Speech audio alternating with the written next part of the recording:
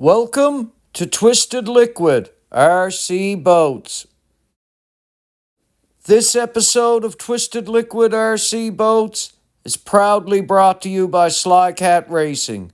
For all your RC boat needs, slycatracing.com. Good morning, everyone. Welcome back to Twisted Liquid RC Boats and the continuation in our Zippkits A-Box Crackerbox build. Today's episode, we're going to concentrate on installing our Skeg into our boat. Now when you get your Skeg in the kit, it's a nice little angled piece of aluminum cut and done to shape. It is a little rough in its casting or its production.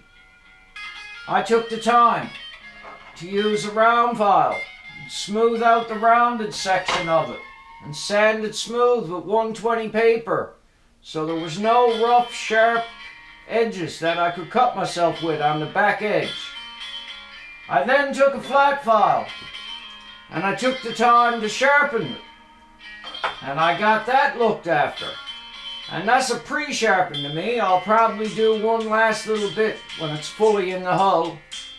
But you will have a flat, unsharpened edge here that you're going to need to do before you install it. Now guys, the floor, when you get the kit, has a slot in both halves that this Skeg fits down through. Since you put your floors on, done your epoxy work, done your fiberglassing on your seam, here's my suggestions before installing this and what the manual tells you to do. Stuff this inside edge with some 40 grit sandpaper. Get it so it's got a rough feel to it. Not a real necessarily feel, but it's got surface scratches. So it'll get a good adhesion with your epoxy.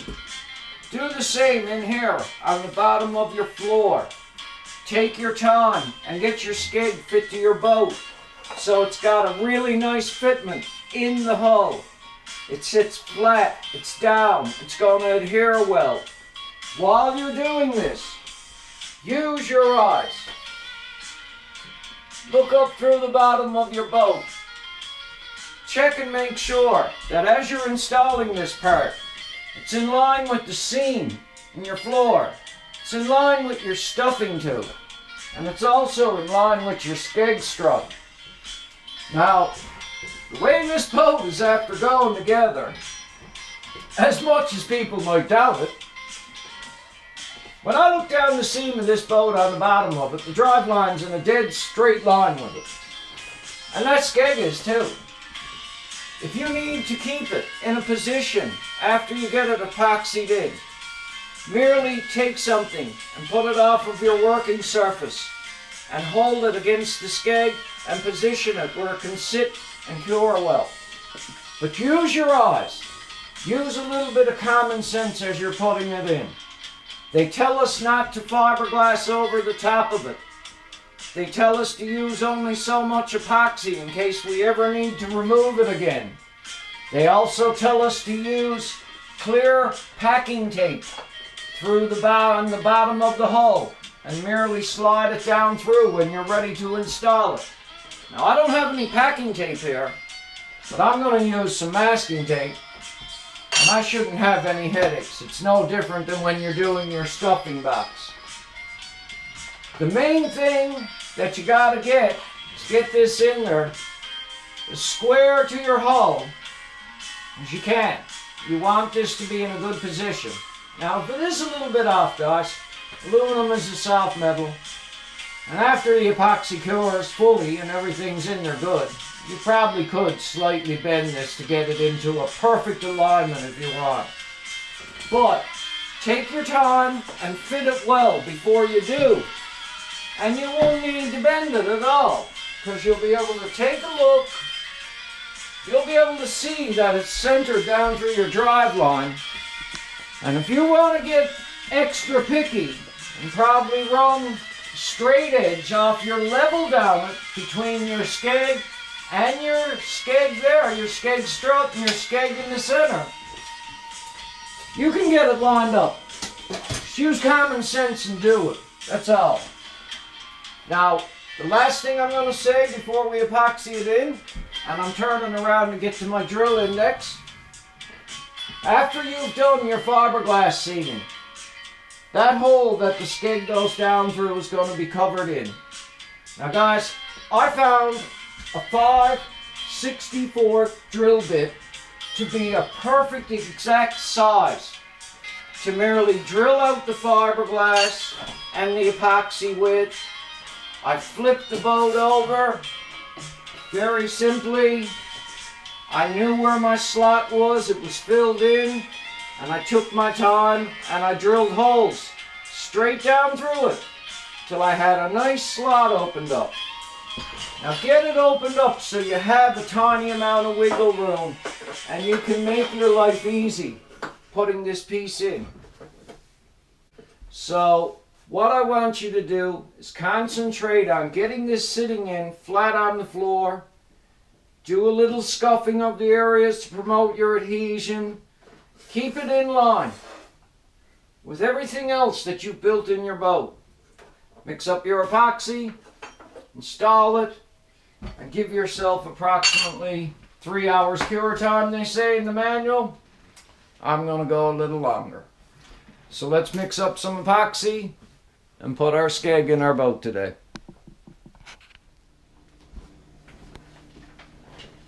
Okay guys, got a nice little batch of West Systems G-Flex mixed up here in my cup.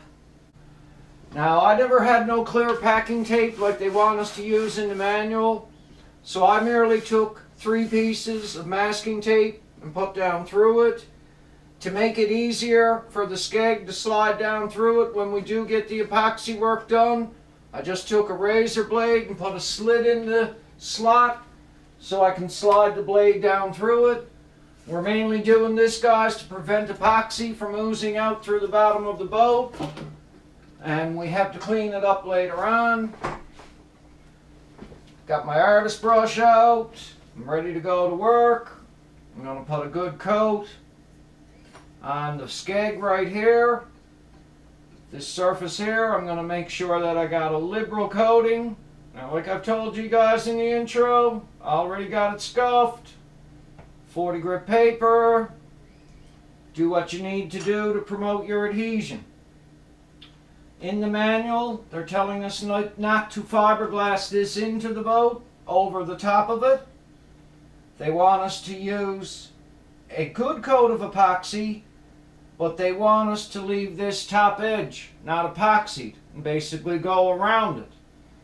Now the reason they're telling us to do this is in case we ever have to remove this skeg from the boat. You can merely take a heat gun, heat the aluminum up in the area, tap it from the bottom, and you could remove your skeg again if you needed to in the future.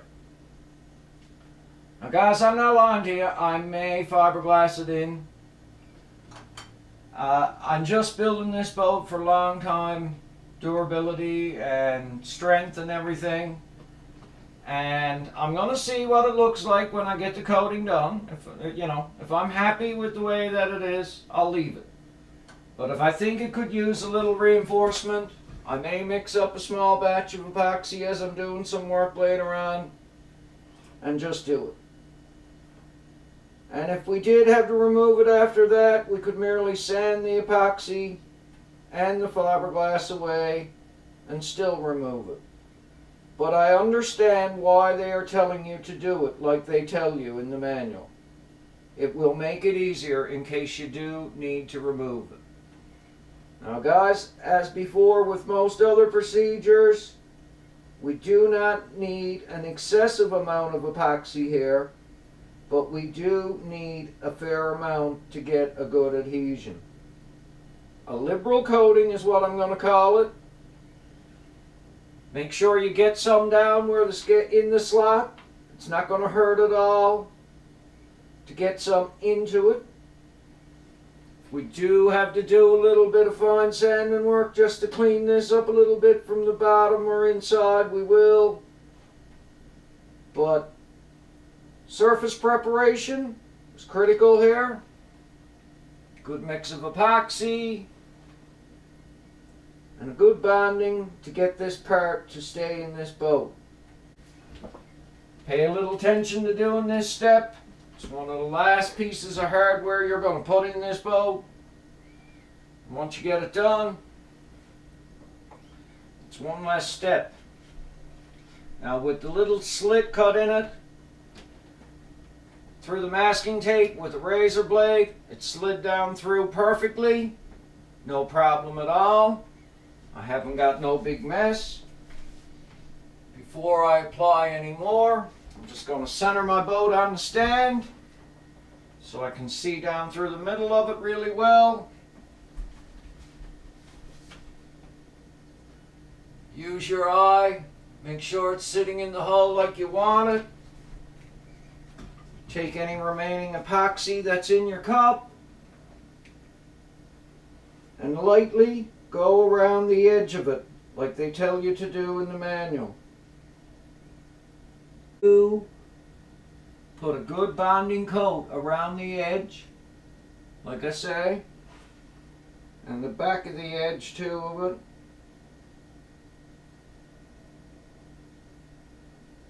Remember just to apply it liberally. Your epoxy will settle a little as it's curing. It always does. It'll always smooth itself out a little bit, round itself out a little bit. Just kind of build a coating up around it.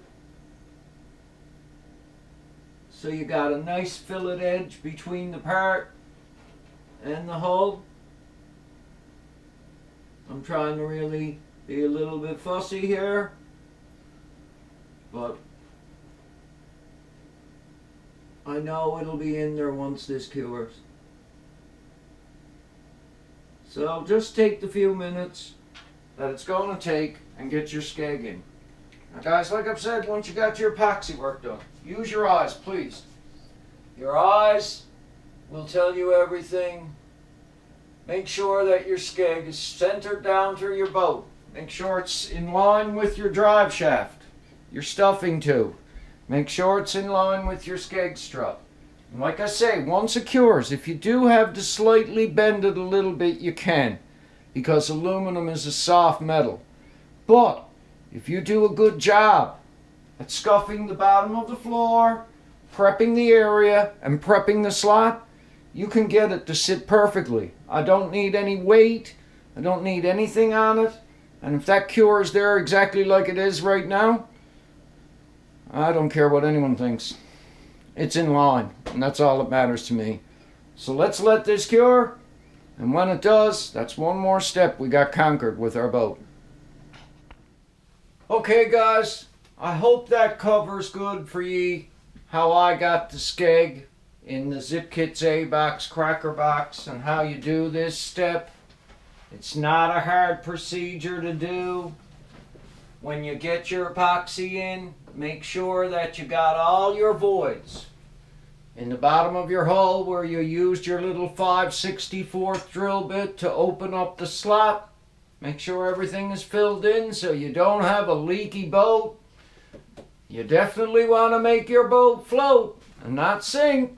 So fill the hole in well with epoxy while you're installing the skeg. Do a tidy job. Try and be neat and tidy with your epoxy application. Get a good appearance, good results.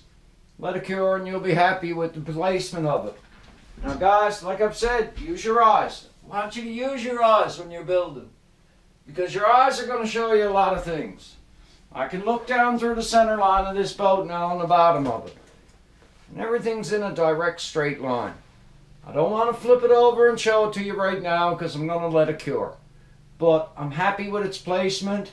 Gravity is doing its job, keeping it in the boat. I don't even need to weigh it, clamp it, do anything with it. It's sitting in a perfect position where I want it, so I'm going to let it cure. Before I leave you guys today, I'd like to give a shout out to a couple winners on the channel from the last episode when I done my first giveaway. RDMRC is the winner of a micro servo mount. It's in the mail and on the way to you. You should be receiving it in the next couple days. Also, I'd like to give a shout out to John Duncan, -P1X. John, you've got a Sly Cat Racing coil relocation bracket coming to you. I'm going to try and get to the post and drop it off today and get it out to you, sir. If I don't, it'll be done first thing tomorrow. And I'd like to give a shout out to Vinny Built RC, because Vinny was a close second on getting the servo mount. RDMRC, Vinny, came 12 minutes before you in his comment. So I apologize, sir, but I'd like to give your channel a shout out here on my channel. And I'd like to tell you to keep watching. Hopefully in the next giveaway I do, you can message me a little sooner and I can get something to you also. But a shout out to Vinny Built RC. Now guys, I'm going to leave you after I tell you this quick message that I got from my channel sponsor. I done the giveaway just as a way of getting some spare parts I had here back to you guys in the hobby, being generous for the viewers of this channel. Soon as Sly Cat Racing seen what I done, he said, I like the parts giveaway. When you're approaching 5,000 subs, hit me up for a pipe kit or a gift certificate giveaway for the milestone. Right now guys, when I look at my channel, I have 1,167 subscribers. And I've got them all on my own. There's nobody making fake accounts for me or anything like that. I like to get my watch time and my subscribers the natural way is what I'll call it. You guys actually coming onto this channel because you enjoy watching it. So, I know 5,000 is a long ways away, but I want you to think about it. My channel sponsor is willing to give away something free if we do reach that milestone. Now, it's going to take a long time to get 3,400 people to jump on here, but he loved the idea. So God knows, and who knows what could happen with it. It could lead to more giveaways. I have stuff here that I'm planning on giving you guys in the future, so I'd like you to keep watching. Also, too, I can't thank you enough for your channel participation. Just the guys participating in this channel, I greatly, greatly appreciate it. When it comes to this boat build, guys, all we got left to do is review some transom hardware, which I'm going to do in the next episode. I got to get two little items I forgot to buy for this boat, Bob. I got to get a throttle cable on the way for it right away this week, and I got to get some hatch latches on the way for it. I cannot believe that out of all the assembly of this, that's two little parts I forgot. So, I guess it's hard to be perfect on everything. Thanks for watching today. Truly appreciate your channel support. Want you to take care of yourself out there, and I want you to have yourself a really good day. I'll catch you in the next episode. Thanks for watching, everyone. Feel free to like and subscribe. Take care and stay safe.